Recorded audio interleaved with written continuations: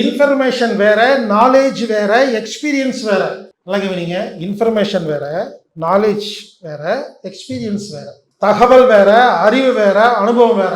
நமக்கு என்ன பண்ணிட்டாங்க தெரியுங்களா? நிறைய இன்ஃபர்மேஷனை மட்டும் கொடுத்துட்டு நாலேஜையும் கொடுக்கல, எக்ஸ்பீரியன்ஸ் கொடுக்கல. இதுதான் படிப்பு, இப்போ இருக்கிற படிப்பு.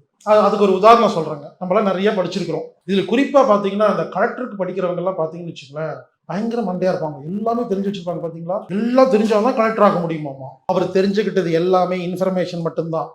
அவருக்கு நாலேஜும் இருக்காது, எக்ஸ்பீரியன்ஸ் இருக்காது. ஒரு எக்ஸாம்பிளுங்க, நமக்கு நிறைய தெரியும் இல்லை, நிறைய படிச்சோம் இல்லைங்க. படிச்சவங்க சொல்றதை கேளு அப்படிங்கிறீங்களா? நான் படிச்சவங்க சொல்றதை மட்டும் கேட்கவே மாட்டேன். படிக்காம வந்து சொல்லுங்க, நான் கேட்டுக்கிறேன். நிறைய படிச்சிருக்கேங்க, இல்ல இன்ஃபர்மேஷனுங்க. புரியுற மாதிரி சொல்றேங்க.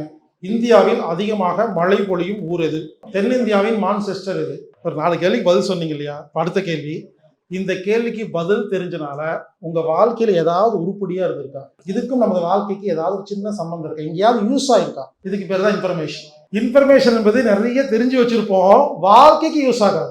இதே இன்ஃபர்மேஷனை நான் லேசா நாலேஜா மாத்தி காட்டுட்டுங்களா? இந்தியாவில் அதிக மழை பொழியும் ஊரு சிரபுஞ்சி. இது இன்ஃபர்மேஷன். இது நாலேஜா மாத்துட்டுங்களா? மழை நீர் சுத்தமான நீர், இதை குடித்தால் பல வியாதிகள் குணமாகும். ஆனால் மழை வரும் பொழுது முதல் 10 நிமிடம் பிடிக்க கூடாது. ஏனென்றால் வானத்தில் இருக்கும் குப்பை, காற்று குப்பை எல்லாம் சேர்ந்து அடிச்சுட்டு வரும். 10 நிமிஷத்துல வானத்தில் இருக்கிற எல்லா குப்பையும் பூமிக்கு வந்து சேர்ந்ததுக்கு அப்புறமா 10 நிமிஷத்துக்கு அப்புறமா உங்க வீட்டு மொட்டை மாடியில உங்க அப்பாவோட வெள்ளை வேட்டியை வந்து மாட்டி 4 பக்கம் கயிறு கட்டி மாட்டி விட்டீங்கன்னா, உடனே அப்பா கட்டி இருக்கிற வேட்டி அவுத்துட்டு போய் மாட்ட சொல்லல, அப்பாவுடைய வேட்டி எடுத்து 4 பக்கம் கயிறு போட்டு மொட்டை மாடியில் கொண்டு கட்டி விட்டு நடுவில் ஒரு கல்லை போட்டிங்கன்னா, கல்லோட வெயிட்டுக்கு வேட்டி ஏரியா ஃபுல்லாக மழை பெஞ்சு கல்லோட வெயிட்டுக்கு நடுவில் வந்து கொட்டும். அதை ஒரு பக்கெட்லேயோ ஒரு தவளையிலையோ ஒரு சொம்புலையோ ஒரு குடத்துலையோ எடுத்து அதை வந்து வெள்ளை துணி போட்டு நல்லா கட்டி இருட்டு அறையில் வெளிச்சம் படாமல் கைப்படாமல் வைத்திருந்தால் பல வருடம் கெட்டு போகாமல் இருக்கும். இதை குடித்தால் எல்லா வியாதி குணமாகும். இதற்கு பேர் நாலேஜ்.